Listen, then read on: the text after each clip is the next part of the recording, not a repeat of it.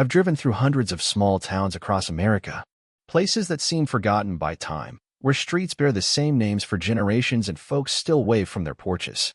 Ina, Illinois, is one of those places, so small you'd miss it if you blinked twice on I-57. But in November 1987, something happened there that no one who's ever heard it can forget. I first came across the Dardeen family murders not in a police file or archived article, but in a conversation at a truck stop near Mount Vernon. Someone mentioned a family killed so badly, even the devil would have turned away. That kind of line stays with you. It wasn't just a murder, it was something darker, something off. I had to know more. Back then, Ina had fewer than 500 residents. It was a railroad town that had long lost the railroad. Flat land, cornfields stretching to the horizon, and a silence so constant it became part of the landscape. It was the kind of place where folks left doors unlocked and everyone knew your dog's name. Keith Dardeen, 29, moved there with his wife, Elaine, and their young son, Peter, just 2 years before the killings. They lived in a modest mobile home just outside town. Keith worked at the local water treatment plant, played music at the Baptist church, and sold his blood plasma twice a week to help pay bills. Elaine was 7 months pregnant and taught Sunday school. They were quiet people. Not troubled. Not dramatic. Just normal. Keith was the kind of man who didn't drink, didn't cuss, didn't stay out late. He carried a Bible in his car. One neighbor told me he wouldn't even watch R-rated movies. He had dreams of leaving the area one day, maybe moving to Texas for better work. But for now, he was doing what he could for his growing family. Then came November 17th. That day, Keith didn't show up for his shift at the treatment plant. No call. No word. Unusual for a man, so punctual he once apologized for being 2 minutes late after his car broke down. His boss called his home, but no one picked up. Hours passed. Concern grew. It was Keith's father, Don, who drove out to the trailer to check on them. What he found, or rather, what he didn't find, would send shockwaves not just through Jefferson County, but across the country. But I'm getting ahead of myself. The story of the Dardeens didn't start with blood. It started with a family doing their best in a town that barely made the map. A man working 2 jobs to support his wife and son. A woman preparing to welcome a new life into the world. And a little boy named Peter, who loved toy trains and was learning how to say his prayers at night. There was no sign of danger. No warning. No enemies. And yet, within 48 hours, they'd all be dead, each one killed with a level of cruelty rarely seen even in the most hardened cases. Before the headlines. Before the body count. There was just quiet. And then that quiet shattered like glass. When Don Dardeen pulled into the gravel driveway of his son's trailer, he already had a bad feeling. The house looked still too still. No lights. No movement. The family's red Plymouth was parked out front. He knocked. No answer. Then he let himself in. The moment he stepped inside, he stopped breathing. There was no noise. Just the dry, unmoving air of a place that should have been full of life. What he found in the master bedroom was something no parent should ever see. Elaine was lying on the bed. Next to her, wrapped tightly in blankets, were her 3-year-old son Peter and a newborn baby girl. All 3 were dead. There was blood everywhere, and yet something about the scene was precise. The bodies had been cleaned, arranged, tucked in like they were going to sleep. Almost gently, almost lovingly. But the violence that had been done to them told another story. Peter had been beaten to death. So had Elaine, bludgeoned with a baseball bat, later confirmed to belong to Keith himself. The killer used it with such force that Elaine went into labor mid-assault. The newborn, who never even got a name, was then murdered too. The coroner would later determine she had survived the birth, breathing for mere moments before meeting the same brutal end. There were no signs of forced entry, no valuables missing, no drugs, no alcohol, no chaos. Whoever had done this had taken their time. They'd stayed long enough to kill a woman, her child, and a baby being born, and then arranged their bodies. That choice, more than the violence, haunted the investigators. Where was Keith? That became the only question. If the family had been murdered in their own bed, where was the man of the house? Why wasn't he there to protect them? And why hadn't he called into work? In the hours that followed, speculation ran wild. The obvious theory, too obvious, maybe, was that Keith had done it. Snapped under pressure. Killed his pregnant wife and son, then fled. The local press hinted at it within 24 hours. Husband missing after grisly discovery was the headline. Even some neighbors nodded quietly. Sometimes you just don't know what's going on behind closed doors. But nothing about Keith's personality matched the picture of a family annihilator. He was passive, mild-mannered, not the type to erupt. Still, people have broken over less. Detectives knew they had to find him, and fast. The following morning, a farmer just outside Ina spotted something in a nearby field. He called the police. A body. It was Keith. He hadn't run. He hadn't snapped. He had been killed, too. And not just killed, executed. Keith Dardeen was found about a mile from his trailer, face down near the edge of a cornfield. He'd been shot 3 times, once in the face, twice in the head, and his body had been left out in the cold November air like discarded trash. But there was one more detail, one that shook even the seasoned officers on scene. His genitals had been mutilated. It was personal, rageful, designed to humiliate. Whoever did this didn't just want Keith dead. They wanted to send a message. The problem was, no one could figure out what that message was. There was no blood on his clothes, no sign of a struggle nearby. It was likely he'd been killed elsewhere and dumped in the field. But where? And how had no one seen anything? That same day, police recovered Keith's car, a red Plymouth parked outside the Benton Police Department, 11 miles away. The doors were locked. Inside, there was blood on the seats and steering wheel. The keys were gone. No note. No fingerprints. Just that. A murdered man's vehicle, deliberately left where it could be found, but not explained. If the killer had wanted to hide the crime, they could have ditched the car in the woods or burned it. But they didn't. They parked it in plain sight, right next to the cops. That wasn't panic. That was confidence. The timeline was disintegrating. Autopsies later confirmed Keith had been killed around the same time as Elaine and the kids. That meant the killer, or killers, had managed to murder 4 people in 2 separate locations, using different methods, all within a tight window. The logistics alone were staggering. The brutality was off the charts. And yet, no forced entry. No screams heard by neighbors.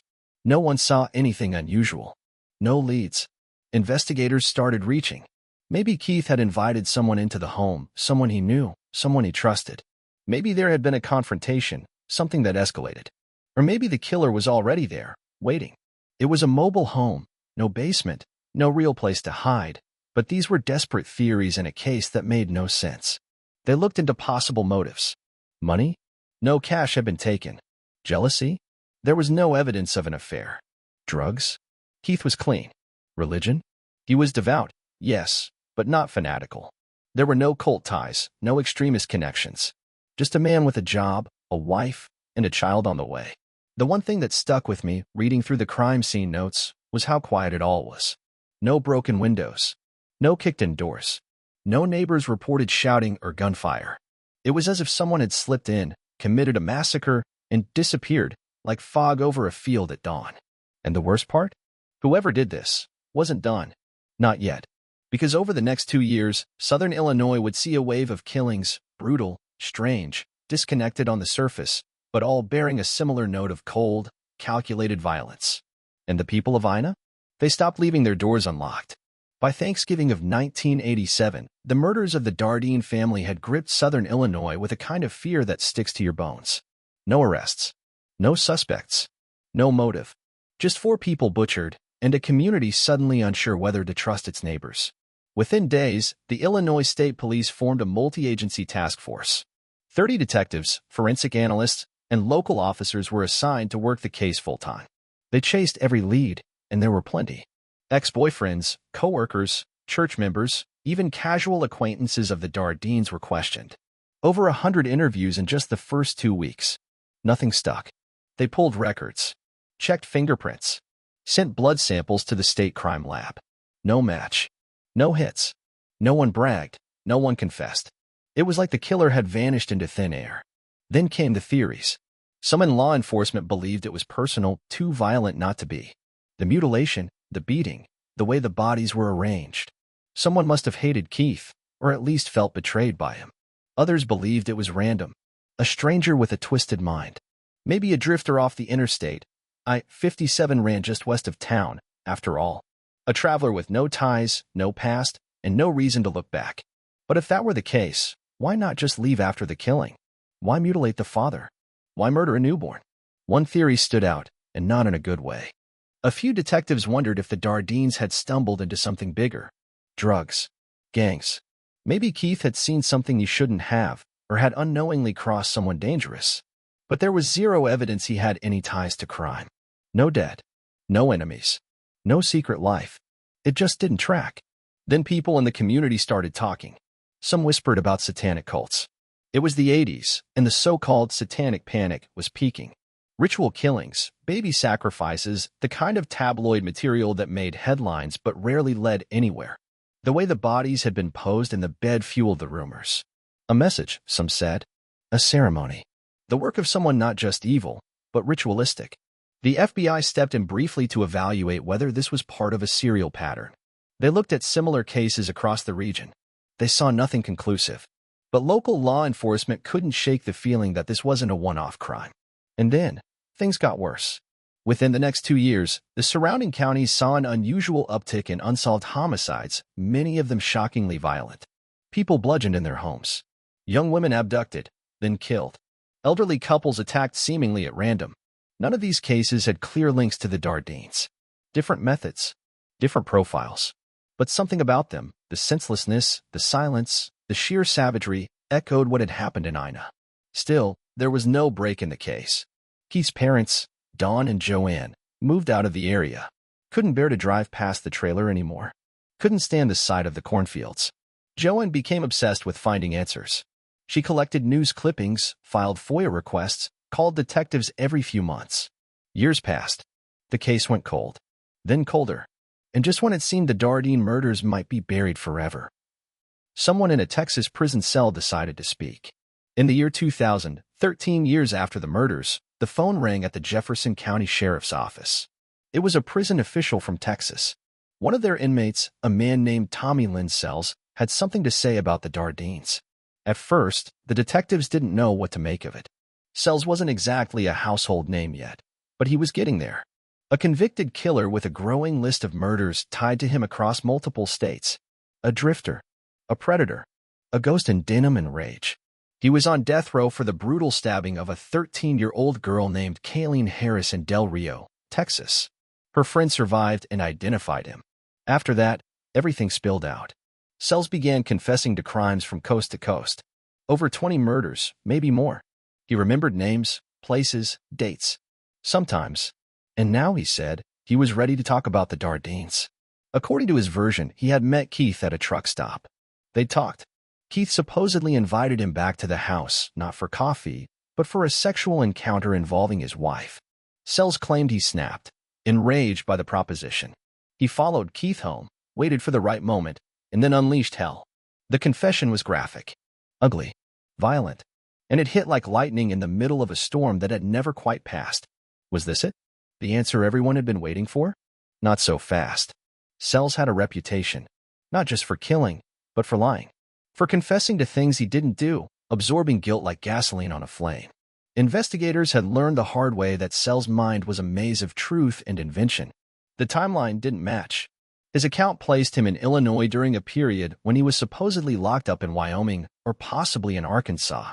The details he gave about the Dardeen house didn't align with the crime scene. He couldn't name the street. He didn't know what Keith's wife looked like. He got the number of victims wrong. And most damning of all, he said he'd shot Keith inside the house. That never happened. Keith was killed elsewhere. His body dumped. His car driven miles away and parked near a police station. Those weren't the actions of a man who snapped. They were methodical. Planned. Still, there were things Sells knew that weren't public. Some specifics. Minor, but intriguing. Could he have learned them from press reports? Maybe. Could he have been coached? Possibly. Could he have actually done it, but been too far gone mentally to remember it right? Hard to say. Joanne Dardeen wasn't convinced. Not for a second. I spoke to a retired detective who worked the case. He told me Sells' confession felt desperate, like a man who wanted to feel powerful, even if it meant stealing pain that wasn't his.